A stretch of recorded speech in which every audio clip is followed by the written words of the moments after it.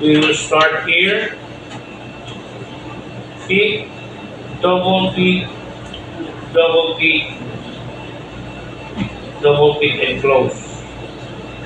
Fill it with sky blue, airline lamp. And my torch. This time, we will now draw manually the flame. Awaton lang natin sa forma sa flame. Dili na yun siya perfect ninyo, inyong forma, as long as mura na yun siya flame. Kaya ano ang flame? One man siya kanang lahi mag-forma sa flame. So mag-imog akong flame, I'll have to start from the upper portion. And then I'm going to try to hold the mouse. Okay. Ano lang ang flame. Yung kagoy, lapad naman kayo sir. So after na i-reduce konti, mo nang i-stretch inside. Fill it with yellow. Wala ko hindi ko maka-fill yellow because wala na ko na-close lang ako ang object. Ako ba yun i-close? Tingala mo, magreklamo mo. Wala lagi ma-fill yellow, sir. Because open pa inyong path. Open pa siya, so i-close na ito na. I will use this tool. So nawala na. Tapos na. Automatic yung yellow. Wala kong flame. Tapos, the headlight is none. Control D, reduce the flame. Dali ka mag-reduce sa corner, upper corner, either lower corner, basta corner lang. Fill it with neon red. Align the bottom to the bottom of the first flame. Ganyan. Kakalayo na. So this time, napatay ko lang the text around the circle. How can we align? So, dirita mag-type tao text.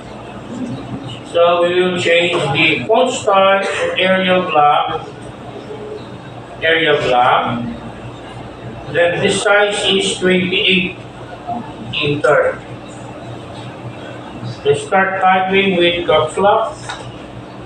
Iligan City Spad Center. Okay. After typing, then we will get inside the text window. Then fit text to path. In 180, as you notice, we have an arrow to pick or select the path that you're going to choose. Dito. Atong path is itatulong ang circle. Hindi. Are you still following?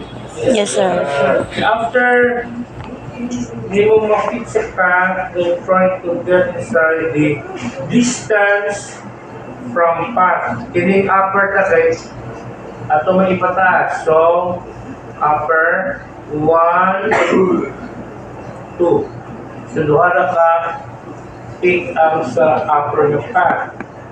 After that, arrange. Pick outside muna, then pick again the text, arrange, break text apart. Ano ito mag-break so that ato pang magamit ang ikatulong na circle for the second text, like the city. So, Text na punta. Text. Change the style to area block. Size is 28, enter. Start typing illegal city. After that, pick tool. Get inside the text. Feed text to path. The same path. Can it happen? If you notice, that intersection rin sa isang text, all you have to do is to pick the text placement. 1, 2, 3, kini. Katulong mo na yung i-pick. Okay? After that, the last window, ang yung last window is placed on other side, ito actually pick. Then, proceed to the distance of path. Dili na punta sa ambos. Dili ba sa ambos ka atong isa't sa ambos, right? So, mag-count na 1, 2, 3, 4, 5, 6, 7, 8 yung distance. Tayo sa bottom. Okay. So, this time, we will borrow this one, ini circle, Control D. Lagay natin dito. But beforehand, we will change the size to 0.2 by 0.2. Enter. Fill it with black. Lalagyan natin ng horizontal guide. Para ma-align ko naman sa kabila, Control D, ilagay din natin dito sa kabila. So this is now our final object. And try to select all the object, Control Group. Don't forget to type your file name. Lagay natin dyan. Pagkatapos file, how to save your file. File, save. Anak ko. Ako na ito na save daan. Sandali tayo kung kuhan, dito na ka dirigid ka sa save. Pero kung nakasave as, punta tayo ng System C, Users, your number sa computer or sa what is this, monitor.